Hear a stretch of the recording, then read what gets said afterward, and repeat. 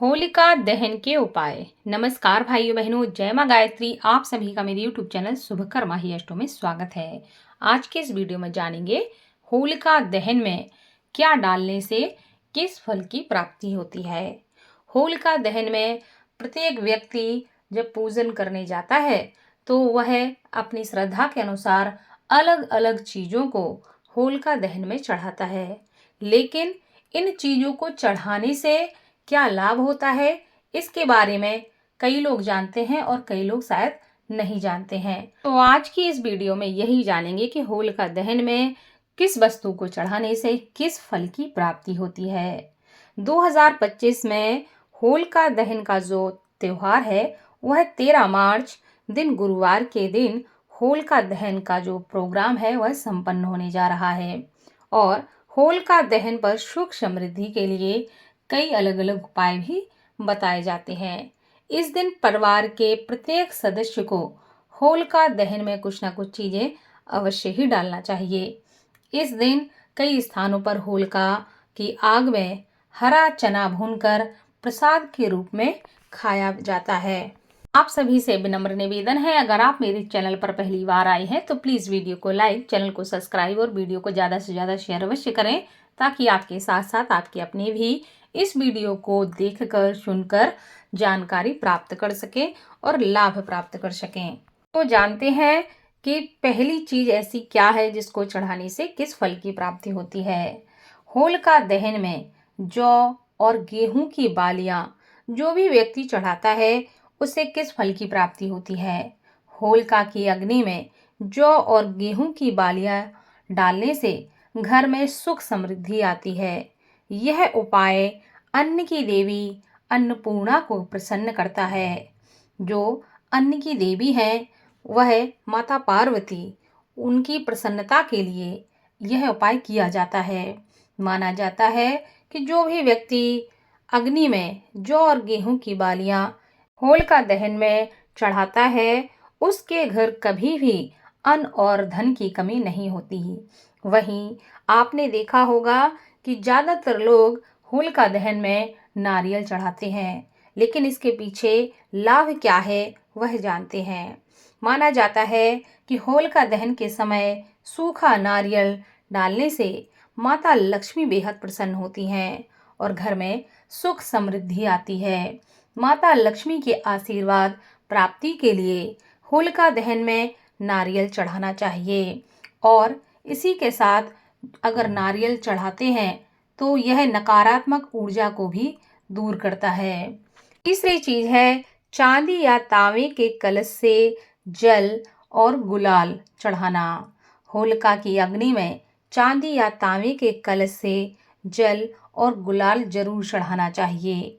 यह उपाय करने से घर में हर प्रकार की क्लेश, दरिद्रता दूर होती है। दूसरा, घर में सुख समृद्धि आती है और माता लक्ष्मी की विशेष कृपा होती है। वहीं चौथी चीज है काले तिल। होलिका की अग्नि में काले तिल डालने से शनि दोष से मुक्ति मिलती है।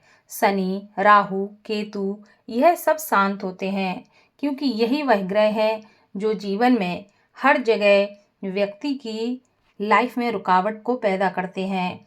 इसलिए जो भी व्यक्ति काले तिल को होलिका दहन में डालता है उन्हें शनि दोष से मुक्ति मिलती है, काल सर्प दोष से मुक्ति मिलती है और जीवन में आ रही बाधाएं दूर होती हैं। और इसकी के साथ काले तिल चढ़ाने से शत्रु बाधा भी समाप्त होती है, शत्रुओं का नाश होता है। इसी के बाद पांचवी चीज है गाय का गोबर।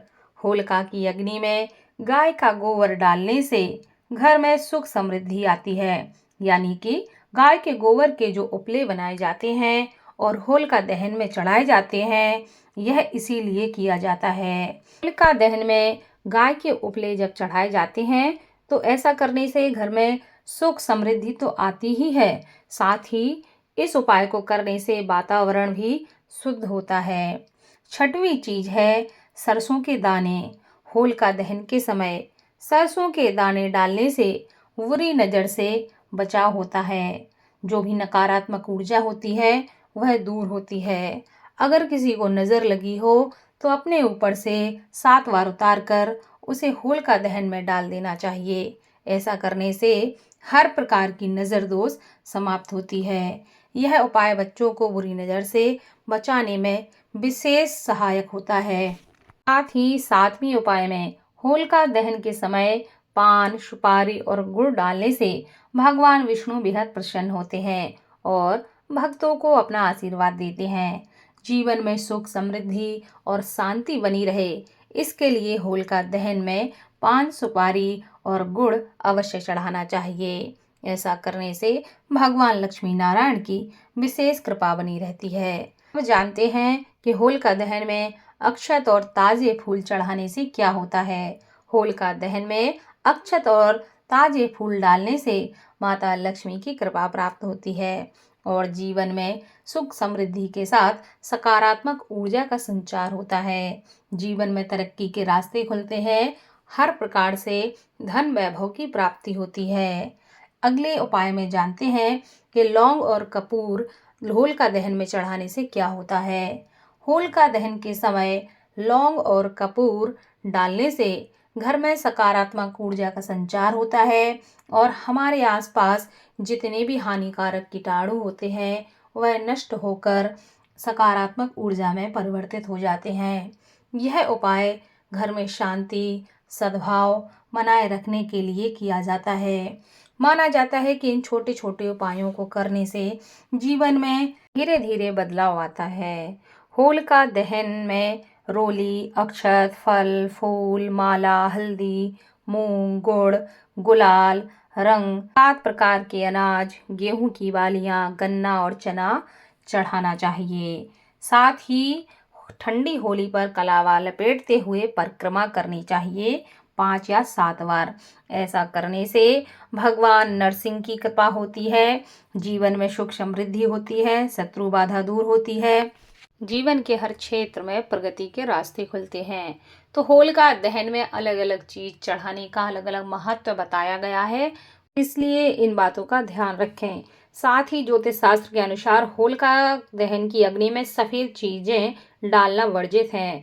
सफेद रंग का संबंध शांति और सकारात्मकता से होता है, इसलिए होलिका दहन में सफेद रंग की वस्तुएं डालने से बचें, क्योंकि सफेद रंग की वस्तुएं डालने से नकारात्मक ऊर्जा का प्रभाव हो सकता है।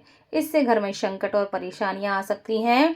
इसके अलावा इस दिन आप सफेद चीजें लेना और देने की भी मनाही बताई जाती है, क्योंकि कहते हैं कि सफेद रंग की चीजों पे जादू टोना इत्यादि चीजें करी जाती हैं।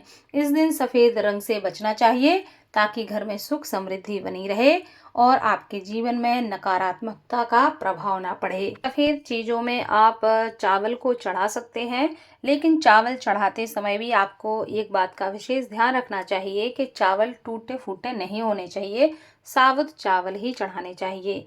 इसके अलावा कोई और चीज आप सफेद ना चढ़ाएं, इस बात का ध्यान रखें।